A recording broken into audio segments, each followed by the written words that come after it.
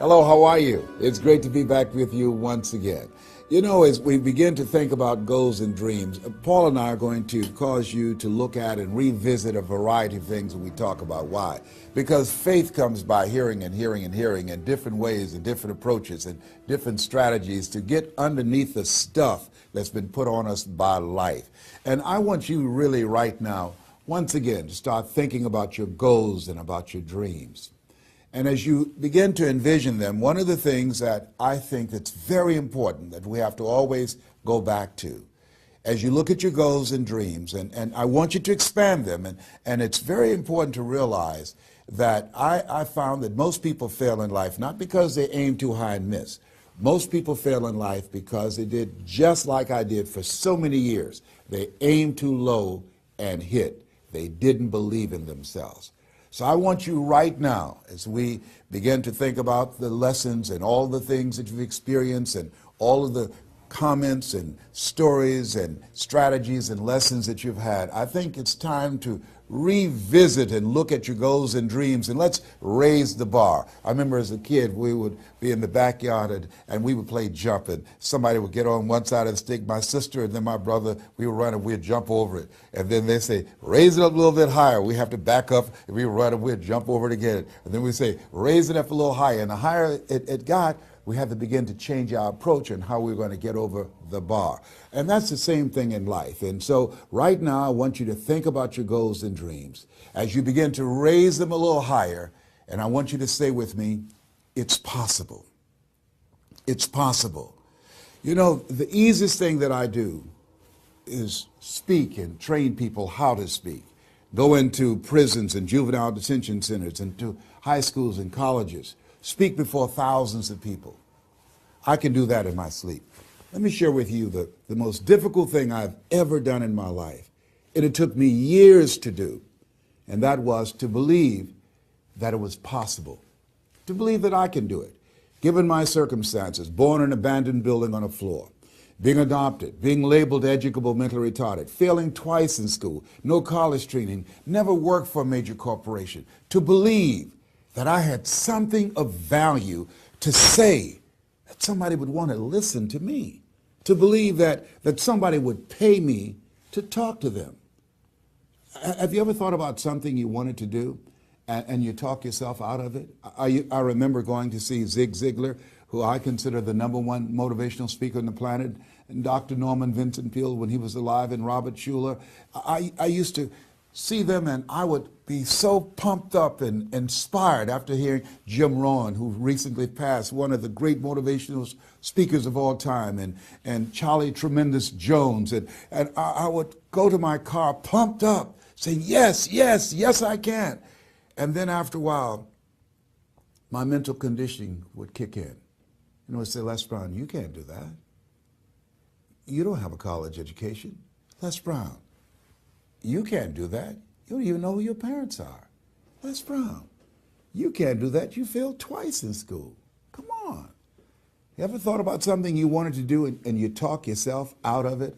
There's a proverb that says, if there's no enemy within, the enemy outside can do us no harm. That's why it's important that you make it a point every day to listen to Paul, to listen to me, to review these lessons, to get them deep, not only in the conscious mind, but the subconscious mind, and get them in your spirit. Well, how often should I do it? Do it until you are producing the results. That's how often you should do it. And you never stop, because once you stop, that's when those negative thoughts will come back. Once you stop, that's when you will begin to doubt yourself. Once you stop, I'm telling you what I know. Yes. Every day, it's a selling job on you. It's possible. I can do this. I can make this happen. No matter how bad it is or how bad it gets, I'm going to make it. It's possible. Yes, your dream is possible. Say that to yourself every day.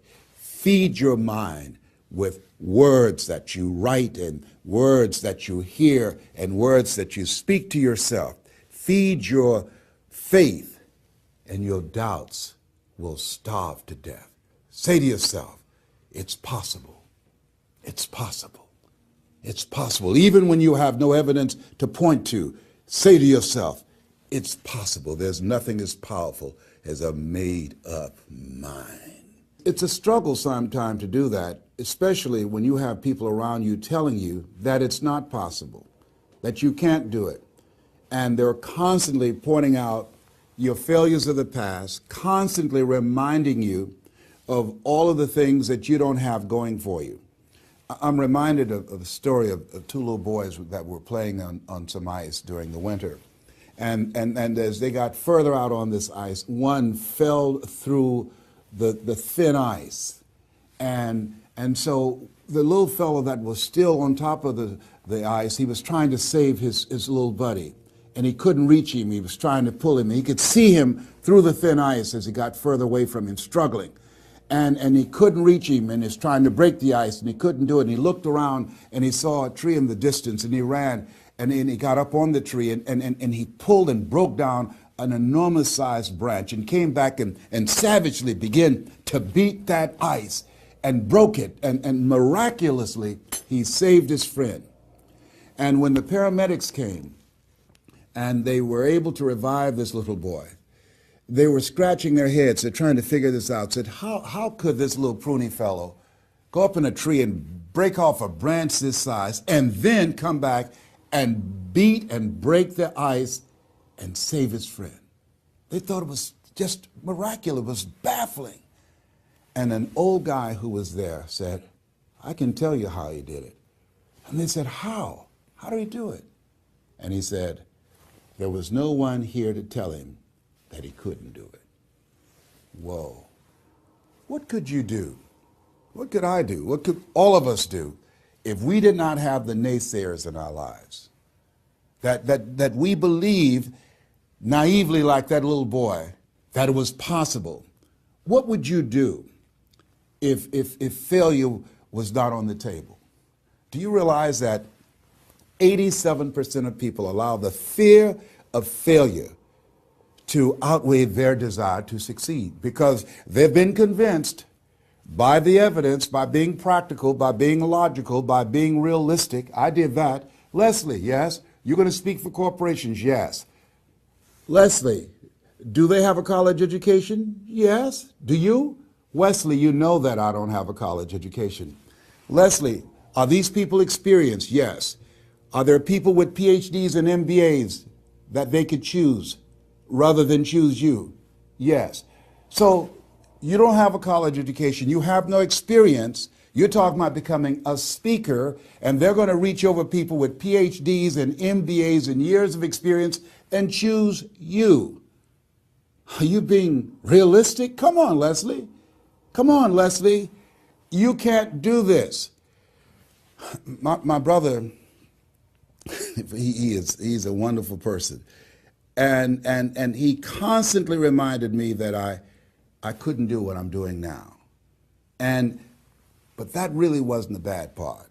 The real bad part was I convinced myself that I couldn't do it.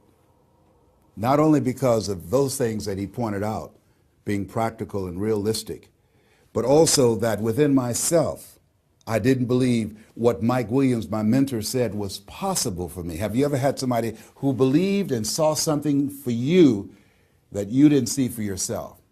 And here's how I escaped that. I discovered that sometimes you have to believe in somebody's belief in you until your belief kicks in. So here's what I am believing for you. The goals that you right now have, the things that you have envisioned for yourself, this is a reflection, what you've done thus far and what you are engaged in doing. It's what's possible for you right now. But there's even more. You don't even know what's in the future. Eye has not seen, ear has not heard. If you believe in yourself, if you constantly remind yourself after every defeat, after every setback, every time you get knocked down, I've got a saying, if life knocks you down, try and land on your back, because if you can look up, you can get up. See, a lot of people, because of failure, they stop believing. Let me share something with you. You will fail your way to success. Yes. 8 out of 10 millionaires have been financially bankrupt. You will fail your way to success. It doesn't matter how many times you fail. It doesn't matter how many times people tell you that you can't do it. It doesn't matter if you don't have a dime in the bank. you will fail your way to success. What's very important is you're believing in yourself. You're constantly saying, somehow, some way, I'm going to make it. I remember a lady out of Detroit, Michigan. They call her Martha Jean the Queen. And she had a motivational message she gave all the time on the radio. And the question she would ask was, do you really want to win? Do you really want to win? And she said, if you really want to win in life, you've got to believe in yourself when no one else does. You've got to believe in yourself. See, it's easy to believe in yourself and to have faith if you have a good bill of health, if your relationship is working out fine, if you have money in the bank, if you have a secure job, if your mortgage note is paid current, if the children are acting like they have good sense. It's easy. If you go to a doctor, they say, oh, you're doing real good, I'll see you next year. It's easy to have faith then. Let me tell you when it's really tough to have faith.